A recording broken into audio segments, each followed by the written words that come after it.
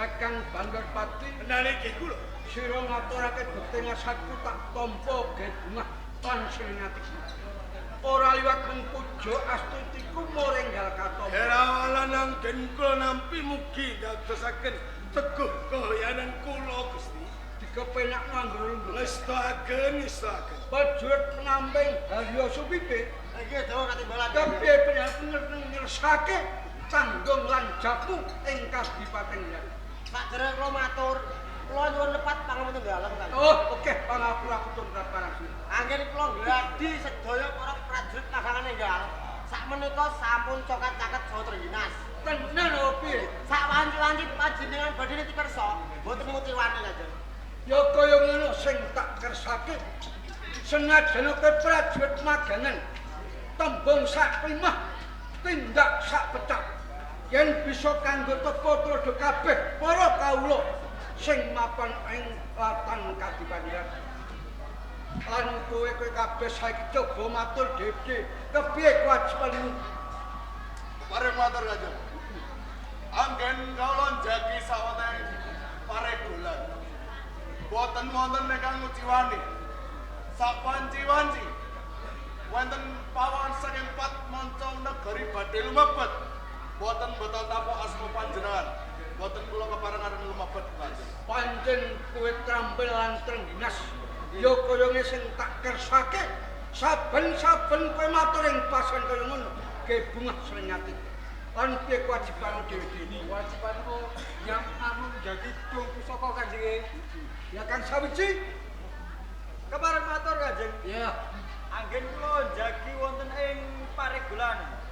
Sakmenika boten wonten kang nguciwani Kanjeng. Ya. Bali marang sira Kakang Bandarpati.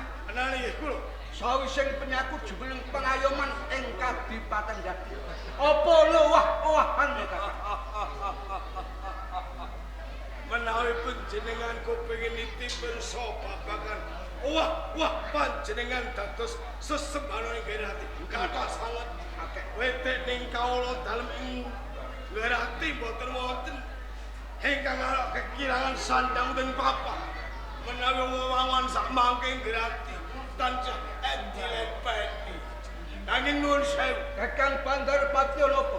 wonten paton di manah kula ing Ciciwati menika dereng tong Piswana Agung panjenengan ngutus dhumateng kula supados saka guru prajurit wonten Gerati sumaksep wonten ing pendopo Gerati anten atus pundi menika Kakang Bandar Subali lha nggih ing pasuwakan iki panjenengan kurang rebut toto titi tentreming ing Kadipaten Jati. lajeng Neng sing tak rempuk mung sawiji kakang nganani kepati Kanjeng Rama Hadipati Haryusban. Monggo nalika dhisik kan nyepeng bawatan ing Kadipaten Jati. Girah apa ora nganti Kanjeng Rama seda ing Madyalaga. Saiki pensi. Ara-ara kepiye Kakang Bandar Subali? pancen dangu sanget kula pendhem jeneng marah kula saben-saben kula ajeng medharaken kula kinen dereng prayogi nanging panjenengan sampun gadhahi pelenggan Dipati wonten Gerati nggih pancen kula badhe matur walaka ing kersa panjenengan Ya, itu Kakang. Sudarma panjenengan pancen sampun seda nanging sedanipun boten kados tiyang limpah ingkang sakit dipun kesari yang budi boten nanging dikrenah tiang-tiang Mojopahit digantung dengan alun-alun Kanjengnya ganteng nih kalau Mojopahit.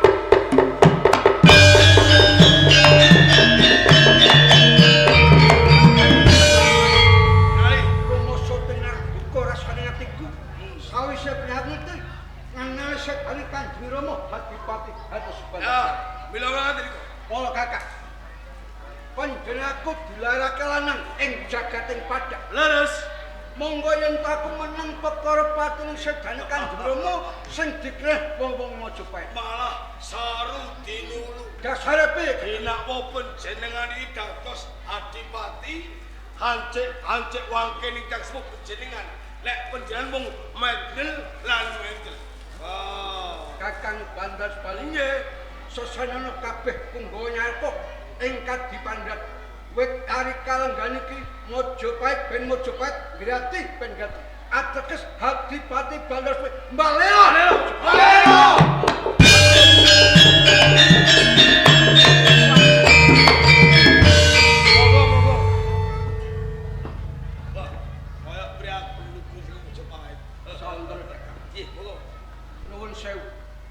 Yen kula waspadake panjenengan ndara kemangkung hanyu cecak.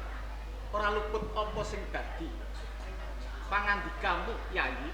Nyosi kasugengan rawuh dika ing pendhapi ngrati to. Ya. Tekaku ana ing Ngranti kene ora ana rubeda sawiji apa.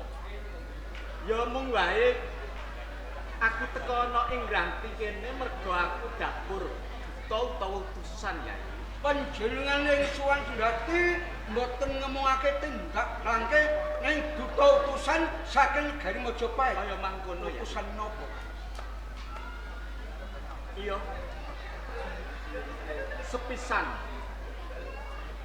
pirang-pirang pisowanan Yayi Dipati ora ana marak sowan dadi pangrantune para Nayaka Praja kalebu merga Dimas iki klebu paran para ana ing Praja Mojopahit.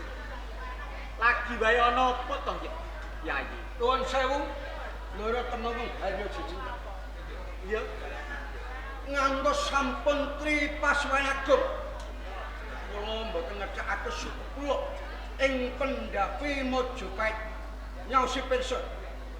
Jalan masulundek manah kula ngertos pranatan ing negari Mojopahit boten ati.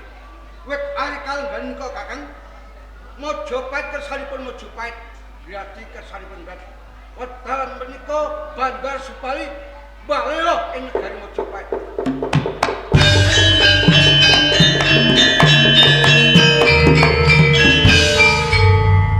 Kyai Bandar Subali, Nggih kula, apa mbok wis mbok petung kanthi permati? Jalaran ana ing Ngranti kene klebu wewengkon ana ing Mojopahit. Ing mangka yen nganti Yayi Dipati Balela ana ing Mojopahit tartamtu nuwuhake peperangan kang gedhe. Mula Yayi aja njuk bacotake bab perkara iki. Ayo marak sowan tak derekake ana ing Mojopahit ya. loro temenggung hanyu cecak. Yayi Dipati. Menika sampun dados tekating Hadipati Bandar Bali.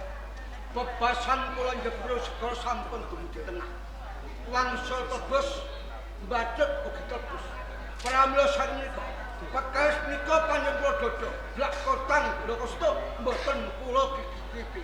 Kula taun ngono windala mboten nate sowan ing negari Mojopahit. Kaya mangkono Yayi. Yen ngono wis cetha yen kowe bakal bali lho. Yayi, kula aku iku minangka duta kang ngemban jejeban kang abot. Aku diparingi purba lan wasesa. Yen aku ora bisa nyuwanake Dimas Dipati, aku bakal dihukum kang abot. Mula ana ing kene yen pancen wis dadi tekadmu kaya ngono, aku gelem ora gelem kudu nyuwanake Loro temenggung hanyu cetan menawi kersanipun ngaten kaya duta pamungkas. Duta mung utusan pamungkas kedah kerambukan. Monggo kuwaten ngrantos ing pendhapan. Enteni njaba ya. Kriyaan dadi jojokan. Kula aturi pinarep. Cekap pulangane prajurit ing Ramongan mengke. Yen to kaya ngono Kakang tindak ngranti tolong segodhog. Dan, ogo.